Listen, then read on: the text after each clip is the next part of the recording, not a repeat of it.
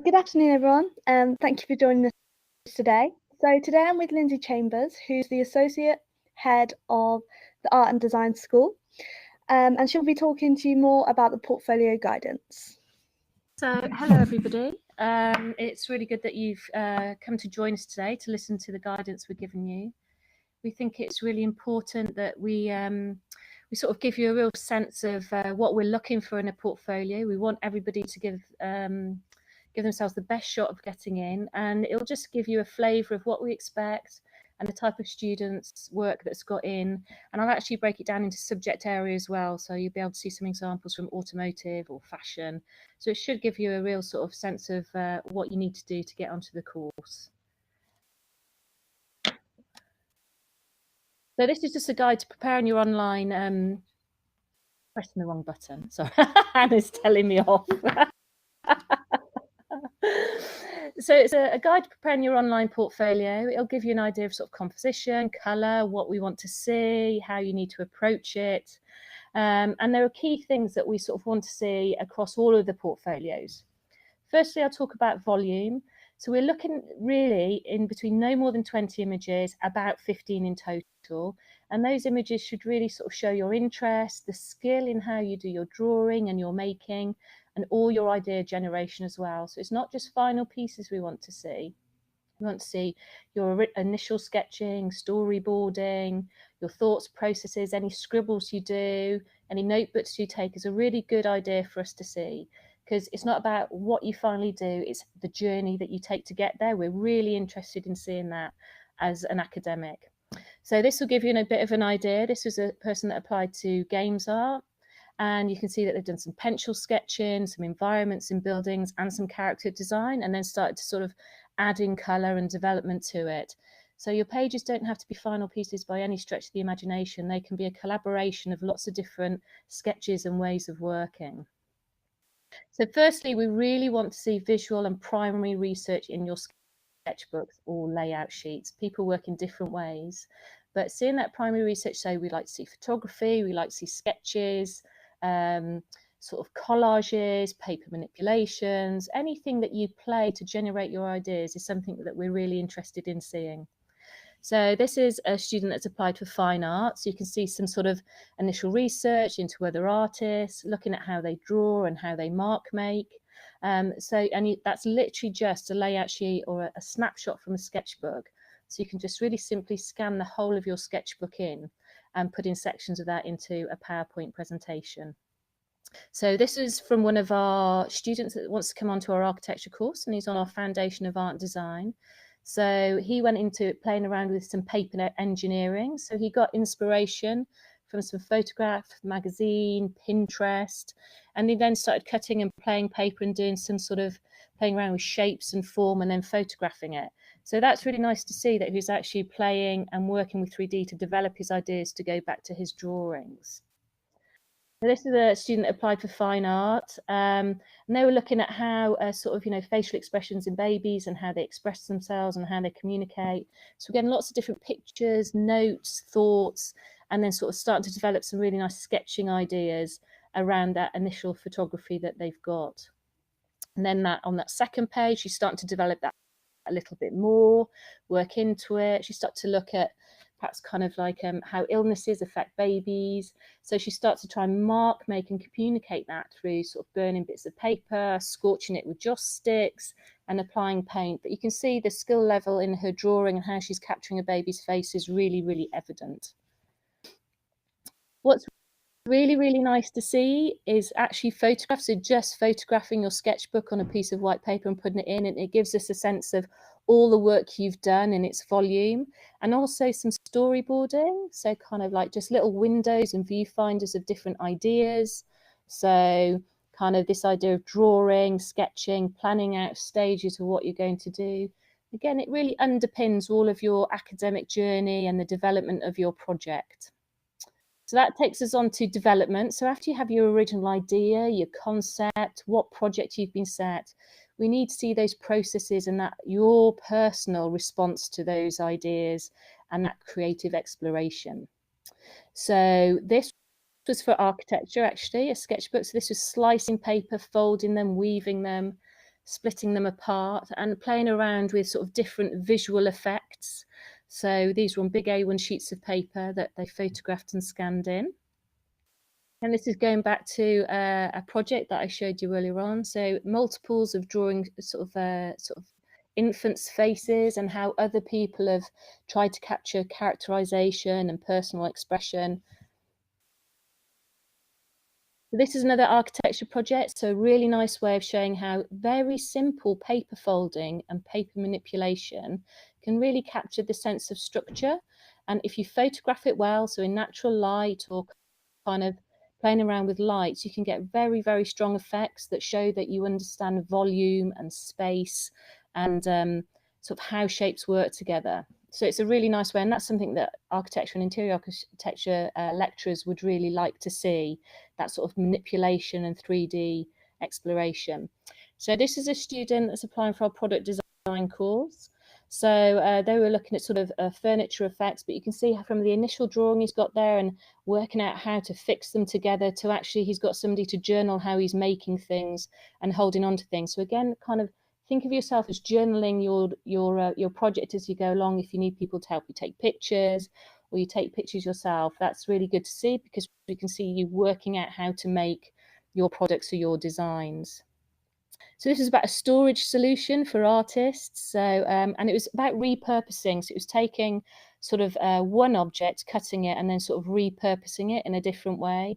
And it was a sort of an IKEA project that she sort of repurposed, took all apart, and added in fabric. And she's made this sort of amazing sort of bag that you can fold up and carry your artist equipment, but then it turns into sort of a shelving and storage solution. So very often repurposing, redesigning, upcycling is quite a good way to demonstrate your problem solving skills, really. We love to see drawing from observation. As you go onto a degree course, observation and interpretation are the two really big things with ideas generation. So even though you're trying to observe something, you can still do it in lots of different media, from pencil, ink brushes, paint, collage, paper manipulation. So you can be really inventive, but we really want you to try and be observed in what you're doing. So this is a very sort of, I suppose, traditional still life. But from this, we can tell that the person who's done this has got a really good sense of perspective and can really understand depth of field. So this person would be able to cope very well, perhaps on an interiors course, as well as a games art course. So we can see from those traditional skills, actually, that they could go into lots of different subject areas. But then we don't mind if you kind of do observation, but then change it, add your own sort of, sort of invention into it. So that it was a collaboration in between sort of dinosaurs and floral motifs and effects. So you can still put those observationals and sort of drawings and combine them in different ways and sort of use it in quite an exciting way. Obviously, we want to see your best work. We want to see the things that you're most proud of, that you think is the most successful and has inspired you the most. So those self-directed projects, which are usually at the end of your course, where you're becoming a bit more independent and you've got a sense of focus about where you want to go, those are the ones that we really kind of want to see and show that development right through to realization, to a sort of a resolved final outcome. So this is where I'm going to just go in and show you some images from sort of the different subject areas and give you a sense of what we want from each course. So for architecture and interior architecture, space, scale and perspective are really important to demonstrate in your portfolio.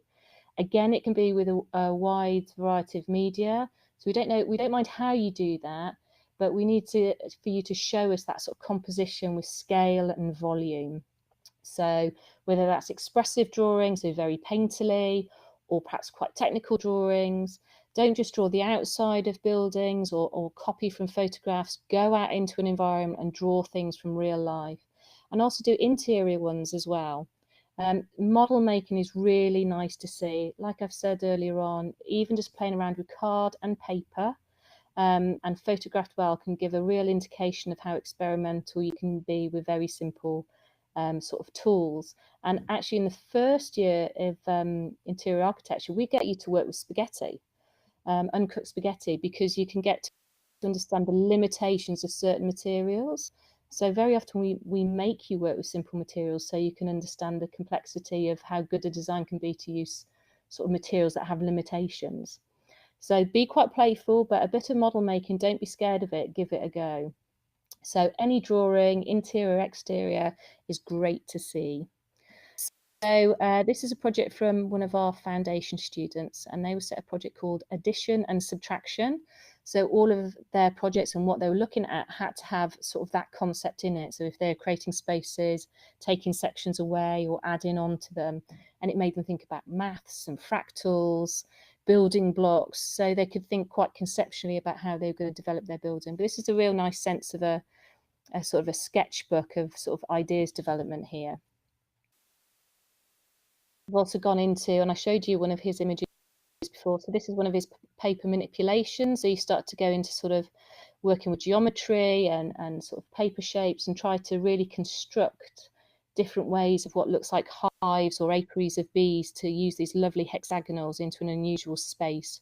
And it starts to look like an igloo. Again, that's very simply photographed, but looks very, very effective.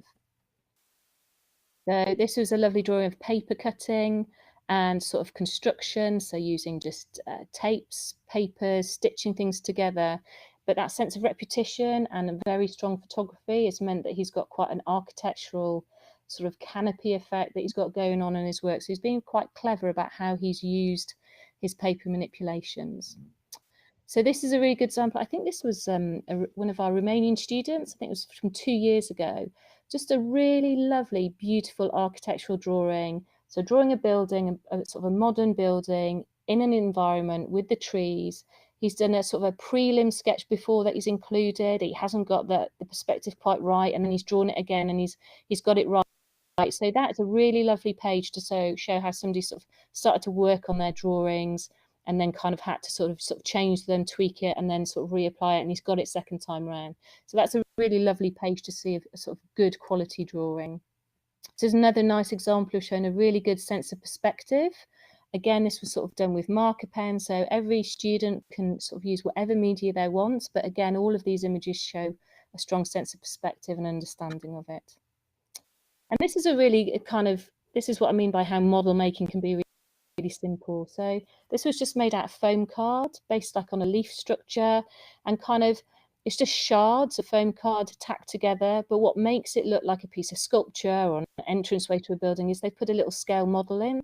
You can get these for £3 or £4 for 50 off the internet from eBay, and straight away it puts it in perspective that it's a piece of architectural sculpture that kind of has people around it. So it puts it in context, which is really nice to see. This is another great drawing from a simple sketch down below to using these little models and a little bit of kind of foam card building. And you can get a sense that it starts to look quite sophisticated and interesting. So automotive and transport. So not many people have done a project on drawing cars or car design before they come to us. It's so specialist, and obviously it's one of our kind of sort of gem courses, and it's one of our most popular courses. And we want to see lots and lots of observational drawing. We don't want to see tracings of cars. We don't want to see sort of over sketches of Lamborghinis. We kind of just want you to go out and draw cars. Okay, so we'll look for observational drawing, interior, exterior. It can be details of cars, so whether it's bumpers, grills, any of those sort of things. So it doesn't have to be just sort of red sports cars. We want you to think a little bit more broadly about sort of transport and transport solutions, because it is automotive and transport. We get you to think about drawing. We try and get you to think and show us about kind of shapes. All cars are built out of squares and ellipses at the end of the day. In sort of brutal terms, it comes down to that. So if you can start showing us perspective drawings, trying to capture the sort of essence of cars, that's good to see. So this is a foundation student that's got onto our automotive course, and you can see he sort of tried to be quite expressive about how he's approached it. So we've got some more traditional work here, but you can see that they started to sort of sketch parts of the cars, and he's sort of trying to do different things with it. So sort of different variety of just simple pencil sketching, but then also going into lots of shading to try and get the full effect. So again, some of our guys can be quite expressive with how they draw stuff. So sort of traditional Land Rovers we've got here, and then on the left we've got kind of more sort of scale and unusual approaches to designing cars. So this is quite a lovely one. So this was an addition and subtraction project, but they tried to do a little bit of model making really simply, but you get a sense of perhaps a sort of a transporter solution, sort of made simply with wheels on it and taking good photos of it. So that's really successful as a way of trying to approach an understanding of 2D and 3D in automotive. And also, what we'd like to say is that we don't just want to see cars. You have to think about ergonomics in transport and cars. So understanding how the body sits, how we sit and hold each other. So life drawing is always great to see, because you would be drawing people kind of in the cars and understanding of how they sit and how they sort of act in cars. So that's really important. So end user. You can do different ways of other different projects, so kind of photographic collage you can play with. So this is a student that's applied for the automotive course and got on. And then we've got some just simple environment design. So just simple observational drawing, not just of cars, is very, very welcome. So in fashion, we do want to see sort of an understanding that you like playing with textile experimentations, you not like manipulating, but life drawing, observational fashion illustrations, really good to see, as well as lots of primary information. So we don't want it to be too superficial. So what we've got here is students doing lots of mark making, drawing, like any fine artist would, making grounds, cutting them up, folding them up, and then putting them on top of photographs they found on the internet. So getting a sense that all those marks and layouts and compositions and paper constructions can be applied in and around the body. So what's lovely here is that we've got a bit of an outcome of what she thinks her paperwork could look like, but she's got all of the research on the right hand side of all this sort of, process and development. And here we've got some textile sort of experiments on the left that she's just sort of laid over the top of some elongated fashion illustrations. And she sort of worked with sort of playing lots of different designs and compositions over the top of a sort of a found image. So it's a very nice, simple way of working for fashion illustrations, is perhaps finding a simple image off the internet and then working over the top and making your design your own. So collage is a really good way forward for you guys to work with. So this student wanted to do fashion when she came to us on the foundation course. So she did lots and lots of paper folding and manipulation as a fashion accessory. But actually, as she went through the course, she suddenly realised she didn't want to do fashion anymore. And she actually applied for the automotive and transport course.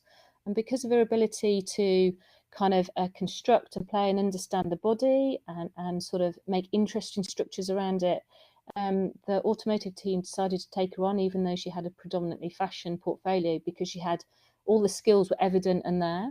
So you can be quite different with what you put in your portfolio if you so wish, and we can recognise that.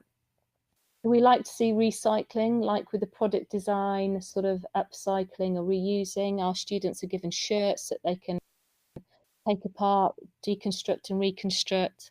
We get you to think about photography and lighting. So again, all of this experimental paperwork and painting can be applied to fashion design.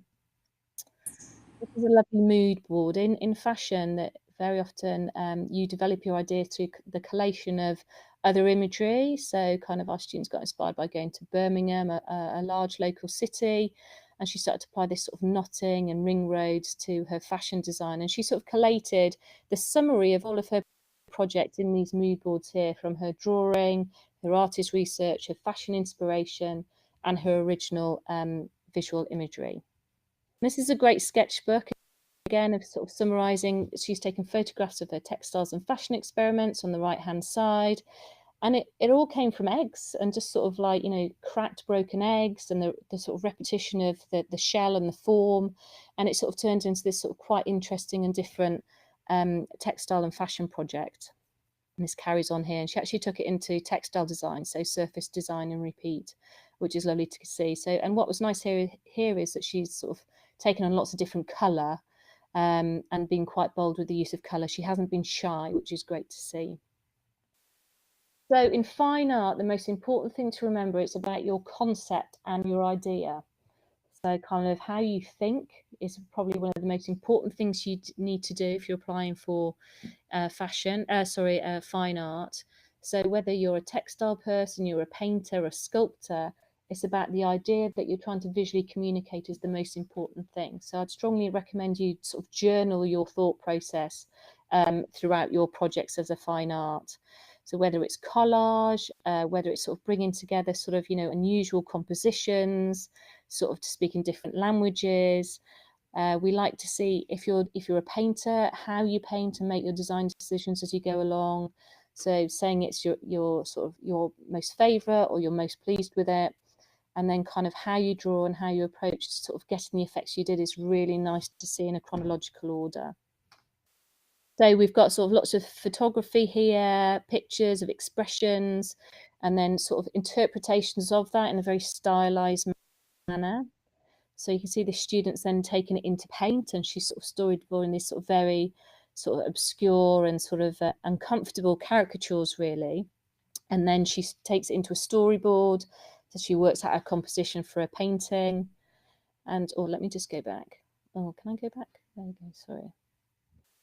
And actually, the painting that she finally did was 3 meters long by sort of 1 meter long. So it turned into a very, very large piece of work. And obviously you can't really demonstrate the scale of that, but you can sort of explain that you sort of, you like to work large, you like to abstract and scale up your work to a large scale. So in graphic design, it's really about what works for what market. So in graphic design, you're constantly working with clients, you're working for publications, whether that's online platforms, whether that's kind of books, posters. So to really see a combination of image, collage, and font or text is going to be really important, that you can sort of show that you have a love of working with typography, you like color, you like sort of working with layouts. That's sort of really important. So this was sort of quite a sophisticated sort of response to kind of his student that's coming onto our course. So she sort of tried to come up with this concept and show the different layouts in different ways. So she sort of submitted lots of thumbnails to show her different layouts. And then she did a really sort of beautiful effect of actually styling up this sort of publication in, on a sort of, a sort of fireplace shelf with some styling. So she put a very sophisticated sort of effect forward. This is one of our foundation students, and we set the Penguin Book Prize. It's a really big international book competition. About 4,500 people apply from around the world, and our graphic design students often go on to become runners-up or winners. So you're given a book title that you have to read, and then sort of do a front cover that sort of captures the essence of the book. So our foundation students, it was their first chance to play around with using font and how that looks, and is that the right font for the right book and the right feeling. So even though you might not have InDesign or kind of a lot of the Photoshop stuff, you can do really simple effects of combining image and font, even on PowerPoint. So you can do it by hand, by collage. It doesn't have to be on the computer at all, but just playing around with those two components together is what Phil and the team really, really want to see. So you can see some of the research can be just as sort of extensive image-wise, and sort of seeking out different ways of working with mark making and media as all of the other areas put together. Getting that sense of colour. Colour is really important. We're so emotive about colour. So you work quite hard at developing what colour works kind of for what books, and what markets like certain things. So you learn to have lots of sort of soft presentation skills to understand working with clients and why that works for them, and how you have to work. We like to make you think perhaps a little bit socially, or take on kind of social issues or ethical issues. We like you to say something and have a point of view. It doesn't always have to be sort of client or market focused. So it's really nice if you perhaps challenge us and take on social or economic issues that you might want to raise and make people think a little bit differently about. This is another example of sort of understanding layout, and certainly for graphic design students that are applying, you putting your portfolio in an online portfolio is another opportunity for you to design it in a way that is very graphic design. So this is why we like to see quite a lot of care over your online portfolio, because it's another level of design being put in that we can see. So we've got quite a few illustration courses here at Coventry. We've got fine art illustration, illustration animation, and illustration and graphic design, and games art. And all of those are a bit of a cluster of courses. But at its heart, it's all about storytelling. It's about a person going on a journey. It's a narrative. So we want to see you sort of developing that sense of people or characters, because it doesn't have to be people. It could be dogs, aliens, any of the above, mythical creatures, whatever it may be, how they interact with an environment and with other people. So it's absolutely lovely to see character design, character drawing in environments going on a journey. So that's really sort of big part of sort of being on the illustration course. You know, you're illustrating perhaps a comic, you know, an animation, but it's something that people want to care about and want to watch. So sort of developing that sort of creative writing to then talk about and think about and show other people about is really important. So it can be, again, really good observational drawing. When you come to us on these courses, you'll do life drawing. So any drawing of people you can do is great to see. So you start to understand about the proportions of people and whether you want to play with those and change them or not. This is a lovely sort of a games design portfolio. And this person also did the very traditional still life earlier on, but you can see that he's got a good sense of sort of a proportion of body. He's shown us detail, what things are, from jetpacks to guns. So we know what he's working with and what he might be doing on his story. And then we've got this sort of really nice picture of kind of a person in an environment. So storyboarding and sketching and putting their characters in context is something that we really like to see in illustration portfolios. What's also nice to see is that kind of on your online portfolio is a bit of a rhythm. So there being sort of a sense of overall look. So whether you have, like, you know, something on the left, which is sort of a big picture, and then you break it down to details on the right with a bit of sort of annotation, some words, so you can perhaps understand a little bit more about your portfolio is great to see. But having a look's quite nice to see. So the project design course here at Coventry is very user focused. So what the world's going to look like in 10, 15 years time. So we have kind of common threads of perhaps ethical, green issues, sustainability. So kind of we love to see kind of how you think about problem solving, how you identify a problem, and then how you think you might realize it even if you can't in its sort of totality.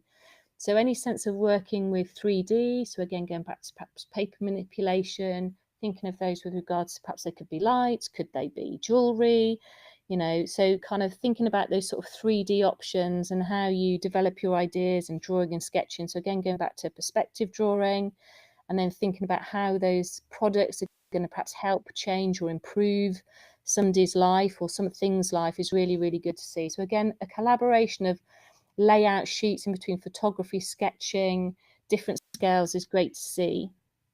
So obviously an interesting board here with poop and play, but you get to see the idea that lots of different processes are undertaken, how you improve different parts of the body. For this is sort of potty training for kids, but how you kind of engage people with sort of thinking in different ways. And this is a really charming project actually, because sort of they take this beautiful writing and then interpreting it into a shelf and actually sort of making it into this sort of laminated storage solution, which was sort of really appealing. But again, journaling the story and the process of making, and it really shows a sort of sense of discipline actually to sort of push it through into sort of making it, as well as sort of developing CAD. So here you go, here's sort of the end project, which is really, really beautiful.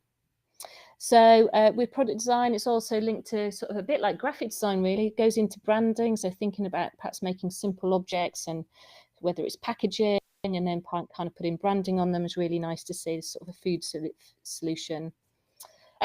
So even though you'll submit your personal statements sort of with part of your application, it might be worth putting part of your personal statement in your online portfolio. It just makes it really easy to link all of those things when we've just seen visually all your works. It's quite a nice way just to pick out on key things. I think it would be a sort of a good way of doing it, and just sort of picking a few key statements that you can pop in. Be good to see. Photograph your work well, kind of like making sure it's in focus, it's well lit, you've taken the time to do it. I mean, I know sort of it seems a very obvious thing to say, but we don't want like the strength of your work to be spoilt by the fact that, you know, you haven't caught it well on cameras. And if you can't photograph your work well, perhaps you get somebody to help you out and help you set your work up. And if you're not photographing it, make sure it's scanned in well. So like I mentioned earlier on, when you do an online portfolio, it's another opportunity to show how literate you are with thinking about layout and composition and being creative about your work. So it's really good to demonstrate that sort of the fact that you can pull together interesting components of your work and it being consistent in its layout and its overall look. So, and this is sort of a quite a nice idea of this, that we've got some outcomes here, but kind of the student really thought about how she sort of lay out, even if it was for an architecture course, how she's going to lay it out and brand her portfolio in a way that was really visually interesting for us to look at. This sort of goes to show kind of if there's a consistency, and perhaps you even think about who you are and that how you brand yourself and the font that you use will all give us an indication of what you're like as a student. I just think it's nice to put this sort of sense of I want to look at the first page of an online portfolio and feel as though it's the first page of a book that I'm going to open it up and there's going to be loads of little gems in there that I'm going to enjoy looking at. So kind of given that sense of design in your online submission, don't spend hours over it, but just think about it sort of to make sure that you're presenting yourself as well as you can do. We prefer a PowerPoint saved as a PDF. You can send in links, but very often links can expire and we might have to ask you again to send them in, depending on how quickly kind of you sent sort of all your qualifications in and things like that. So I'd strongly recommend a PowerPoint saved as a PDF. It could be a website, it could be a blog, but it's the simplest way, a PDF, to show us your work. Not as individual pages, but kind of you've saved it all and it's one document. It's the simplest way to look at as quickly as possible. And we want to process your application as quickly as possible because you're keen to know how well you've got on. So that would be our strong recommendation. And just ask the admissions person if you want to submit it another way. Just ask. I'm sure it'd be fine, but like I say, this is our preference. So I hope that was useful. I have gone on for quite a long time. So if you've got any questions, ask now. And here's a list of some of our, if you want to follow us, we've got a blog that keeps you up to date with what we're doing with our students. And we've got Instagram and Facebook, so you can find out all the things we're doing if you want to keep in touch with us and ask us any questions. So